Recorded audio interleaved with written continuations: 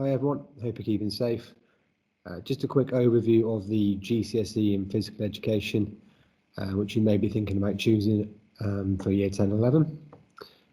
Using the PowerPoint on the screen, I'll just try and talk you through the main parts of the course and what it entails. Okay, so it is graded on a 9 to 1 grading system, so it is the new GCSE style. Okay, there are 2 exams in the GCSE. There are 3 practical performances, so you have to do 3 sports essentially, and there's 1 controlled assessment, which is 1 piece of coursework that you also have to do as well. Okay, and that's the whole course there. Okay, the course is 60% theory, so 60% of the time you will be in a classroom. You will be studying the theory around fitness, exercise, and sport. Okay, and that's split into 2 exams. There is 10% of the grade goes to each of your 3 practical performances, so 30% is based on your actual performance in 3 sports, and then 10% on the final grade is a piece of coursework, okay, which is a fitness training program which you design yourself based on your sport and your performance, and basically you plan a program to try and improve in your weaknesses in your sport and your fitness, etc. Okay, so it's all personalized to you. It's all down to you. As it says on the board, 2/3 of the course are spent in the classroom, learning theory, classroom-based lessons. Okay, so it's certainly not, we're going to go out and play sport every single lesson. Okay, although there is a lot of practical part of it as well. So the theory that's in the course over the 2 years, you get anatomy and physiology. Okay, so all the science of the human bodies, we're talking muscles, heart, lungs, energy systems, things like that.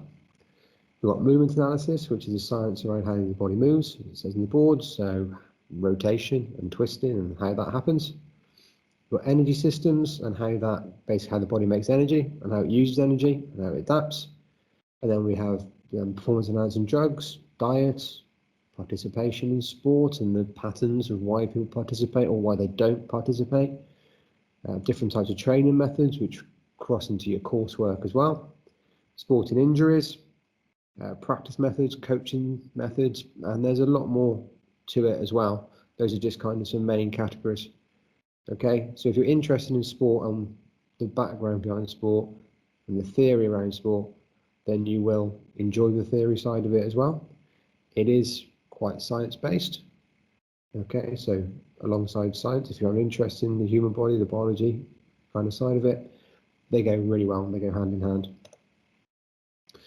Practical sports, you have to choose 1 team sport, you have to choose 1 individual sport, and you have 1 free choice, either team or individual. Okay, and you are assessed purely on how good you are or your performance in that sport. Okay, so it's not how much you enjoy it or how hard you try in it, unfortunately. No matter how much we'd like that to happen, it is purely down to your performance in that sport. Okay, some of the choices you have. Okay, these are the individual options, which are on the screen at the moment. So from boxing, athletics we also do in college, badminton we do in college, we do gymnastics in Key Stage 3 at college. We can do some table tennis in college, we can do tennis, we can do some swimming, and we do trampoline in college. But there are obviously some on there which you may do outside of school that I don't know about.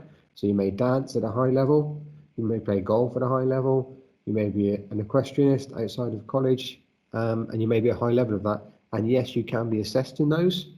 Okay, obviously you wouldn't do them in lessons because of constraints around equipment and space, but you can still be assessed them if you participate outside of school. Okay, so that's really good to know. Team sports, the usual kind of sports are on there. Okay, so football, badminton, you can do singles or doubles, so it can be a team or an individual, which is good. Basketball, cricket, dance, you can also do as a team sport if you want to do as a group. So again, nice flexibility there. If you're short on one or the other, you can use either way if you were a dancer. Handball, hockey, netball, rugby's, you can only use one of the rugby's, league or union, you can't do both, except so on the board. Okay, and volleyball's on there as well. Okay, which obviously we've now started doing throughout the year groups. Okay, so that's a basic overview of the GCSE course. It's a lot of theory.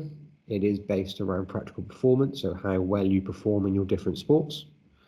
It's a good option if you're interested in the background of sport and maybe not just purely the playing of it. If there's anything I haven't covered and you'd like to find out more, then drop me an email at the school. Otherwise, I look forward to seeing you soon, hopefully. Take care, everyone. Bye-bye.